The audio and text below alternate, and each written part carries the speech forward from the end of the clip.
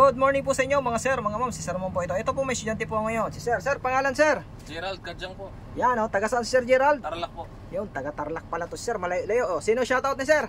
Shoutout po sa asawa ko, kay Saira Kadyang, tsaka po sa kapatid ko. Yan, sino ang kapatid? Dor Junior po. Yan, okay. O, sige, magmamaneho na po to si Sir. So, ayan na po si Sir Gerald. Yan.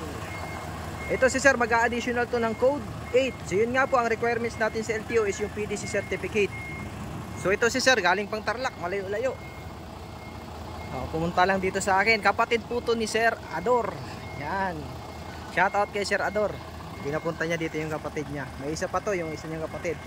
So, salamat Sir. So, yung mga gusto diyan mag-additional code 3 at code 8, yun po, PDC certificate po ang requirements natin sa LTO para makapag additional code. Wala pong ibang hahanapin si LTO kundi yung PDC natin galing dito sa dating driving school.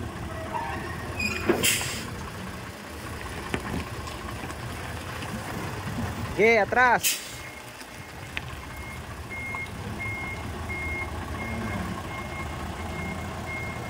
So kahit malalayo, napunta dito sa akin. Salamat sa inyong mga sir sa tiwala na binibigay niyo sa akin.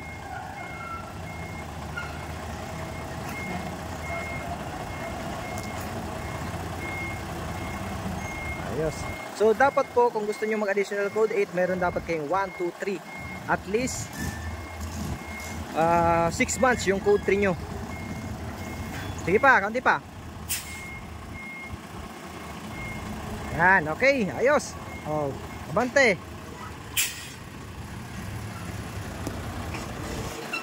Shoutout din sa aking mga estudyante na nakakuha na ng code, ng lisensya.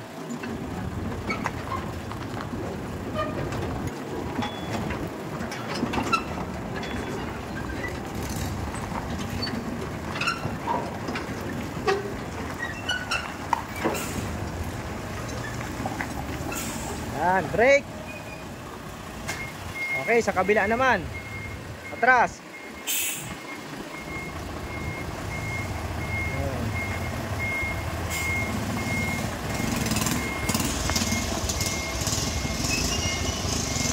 Wala pong ibang hahanapin si LTO kundi itong PDC certificate. Shout out sa aking dalawang estudyante na nag-code 3. Magkapatid kay Sir Kevin at Sir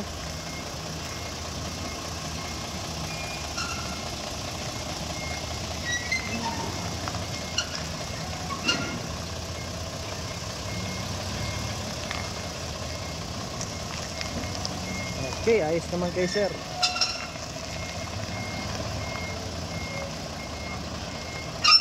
Okay, yung magkapatid kanina si Sir Jasper saka si Sir Kevin nag-code 3 sa akin galing Batangas. So, shoutout sa inyong dalawa. Pinuntahan nyo din ako dito kahit medyo malayo-layo kayo.